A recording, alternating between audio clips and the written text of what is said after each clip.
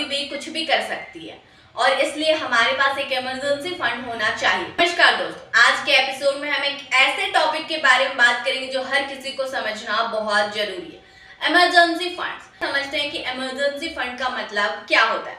जैसे हम health insurance, life insurance लेते हैं ताकि फ्यूचर के रिस्क से बच सके, वैसे ही इमरजेंसी फंड का पर्पज है अनएक्सपेक्टेड सिचुएशन को हैंडल करना। जैसे अगर कोई मेडिकल इमरजेंसी हो, घर की कोई अर्जेंट रिपेयर हो या जॉब का लॉस हो जाए तो आपके पास फाइनेंशियल प्रेशर ना हो।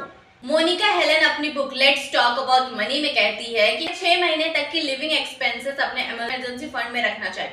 अगर आपका मंथली एक्सपेंस 30,000 है तो आपको 1,80,000 का इमरजेंसी फंड बनाना होगा। ये पैसे आपको इजीली एक्सेसिबल जगह पर रखना होगा ताकि जब जरूरत हो तब आप उसे निकाल सके। Why emergency fund are important? अगर हमारे पास इमरजेंसी फंड है तो किसी भी अनएक्सपेक्टेड सिचुएशन में फाइनेंशियल सिक्योर रहेंगे। अगर इमरजेंसी फंड नहीं है तो आपको लोन्स लेने पड़ेंगे या क्रेडिट कार्ड्स का यूज करना पड़ेगा। ये ज्यादा एक्सपेंसिव हो सकता है। How to build an emergency fund. अब बात करते हैं कि आप इमरजेंसी फंड कैसे बना सकते हैं। सबसे पहले तो आपको ये पैसे short term low risk investments में रखना होगा, जैसे लिक्विड फंड्स या सेविंग अकाउंट्स। ये फंड्स आपको इजीली अवेलेबल होंगे और आपको उन पे एक्स्ट्रा रिस्क भी नहीं होगा।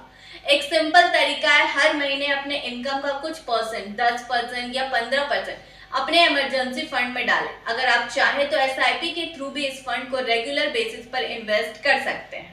तो दोस्तों, इमरजेंसी फंड होना फाइनेंशियल सिक्योरिटी के लिए बहुत जरूरी है। इससे आपको स्ट्रेस फ्री रहने में मदद मिलेगी। जब जिंदगी कोई अनएक्सपेक्टेड चैलेंज आए तो आप आराम से निपट सकेंगे। अगले एपिसोड में हम बात करेंगे डेब्ट मैनेजमेंट के बारे में। अगर आपको ये एपिसोड पसंद आया तो लाइक करें, शेयर करें और सब्सक्राइब करना ना भूलें। साथ ही कमेंट करके अपने फाइनेंशियल गोल्स को हमें बताएं। मिलते हैं अगले एपिसोड में।